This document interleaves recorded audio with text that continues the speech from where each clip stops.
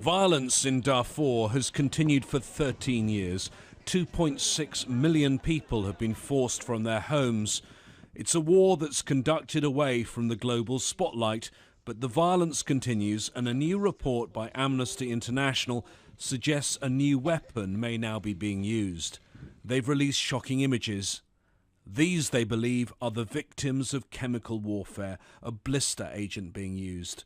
They believe between 200 and 250 people, many of them children, have been killed in at least 30 separate attacks since the start of this year. There have been relentless attacks, there have been war crimes, there have been crimes against humanity, and now this new level of viciousness with the use of suspected chemical weapons.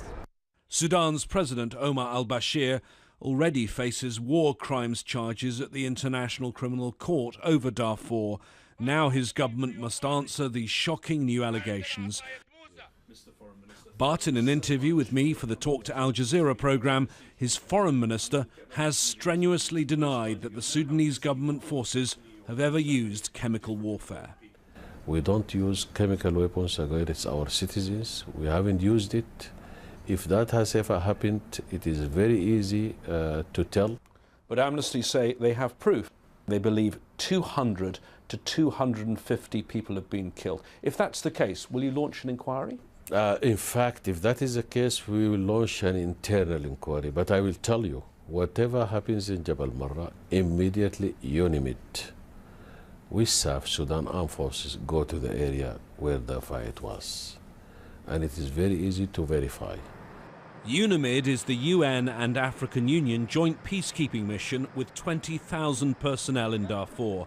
They say they've made repeated requests to visit the area where the alleged attacks took place, but have not been given permission by the Sudanese government. Senior Security Council diplomats have told me they're shocked by the findings in the Amnesty International report. Never before have there been allegations of chemical weapons use in Darfur. One diplomat, however, told me it's likely that the issue first has to be discussed by the OPCW. That's the international organization based in The Hague that deals with chemical weapons, before there can be a meeting of the UN Security Council. James Bays, Al Jazeera at the United Nations.